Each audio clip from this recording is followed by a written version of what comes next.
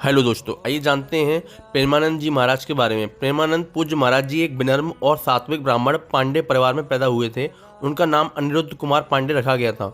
उनका जन्म अखरी गांव सरसौल ब्लॉक कानपुर उत्तर प्रदेश में हुआ था। उनके दादा एक सन्यासी थे। इनका घरेलू वातावरण अत्यंत भक्तिपूर्ण, अत्यंत शुद्ध और निर्मल था।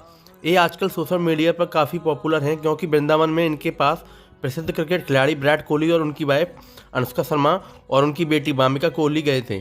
उसके बाद ही विराट कोहली ने 2 शतक मारे, जिससे ये काफ़ी फेमस हो गए। महाराज जी की दोनों किडनी खराब होने के बावजूद महाराज जी प्रभु की भक्ति में पूर्ण रूप से लीन रहते हैं।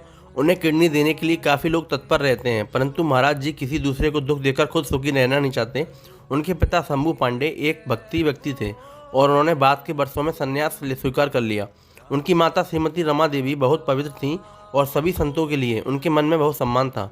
उनके बड़े भाई ने श्रीमद् भागवतम के श्लोक पढ़कर परिवार की आध्यात्मिक भावना को बढ़ाया। भक्तिपूर्ण पारिवारिक पृष्ठभूमि को देखते हुए महाराज ने बहुत कम उम्र में ही विभिन्न चालीसा का पाठ शुरू कर दिया था।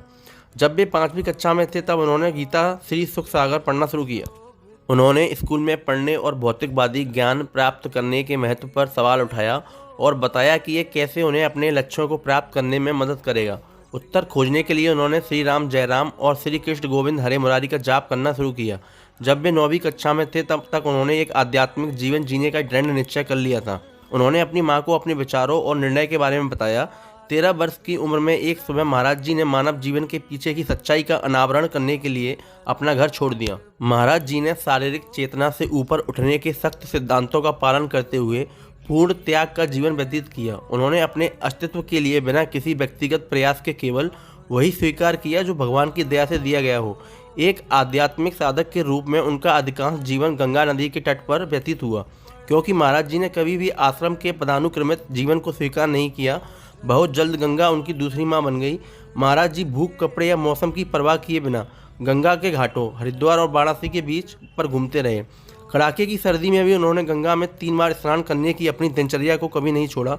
वे कई दिनों तक बिना भोजन के उपवास करते थे और उनका शरीर ठंड से कांपता था, लेकिन वह परम के ध्यान में पूरी तरह से लीन रहते थे। संन्यास के कुछ वर्षों के भीतर उन्हें भगवान शिव का आशीर्वाद मिला।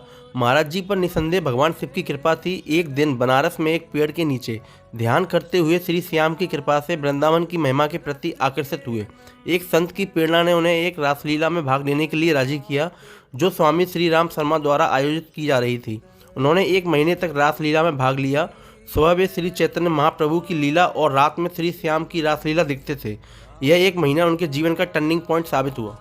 बाद में स्वामी जी की सलाह पर और श्री नारायण दास भक्तमाली के एक शिष्य की मदद से महाराज जी मथुरा जाने वाली ट्रेन में सवार हो गए। महाराज जी बिना किसी परिचित के वृंदावन पहुंचे। बांके बिहारी जी के मंदिर में उन्हें एक संत ने कहा कि उन्हें श्री राधा बल्लभ मंदिर भी जाना चाहिए। महाराज जी 10 साल तक अपने सदगुरु देव की करीबी सेवा में रहे।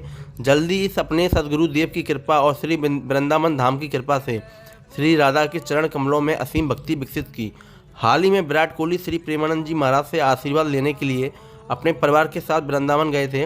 उनका एक अनोखा वीडियो इंटरनेट पर वायरल हो रहा है, जिसमें विराट अपनी पत्नी अनुष्का और बेटी वामिका के साथ महाराज जी से आशीर्वाद लेते हुए नजर आ रहे हैं।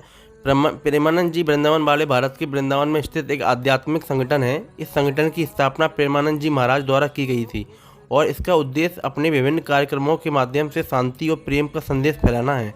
यह लोगों को आंतरिक शांति और खुशी प्राप्त करने में मदद करने के लिए योग, ध्यान और अन्य आध्यात्मिक अभ्यासों पर निःशुल्क कक्षाएं प्रदान करता है। प्रेमानंद जी महाराज का कॉन्टैक्ट नंबर सार्वजनिक रूप से उपलब्ध नहीं है। यदि आप उनसे संपर्क करना चाहते हैं तो आप वृंदावन में उनके आश्रम जा सकते हैं या उनकी वेबसाइट वृंदावन रास महिमा पर ईमेल भेज सकते हैं।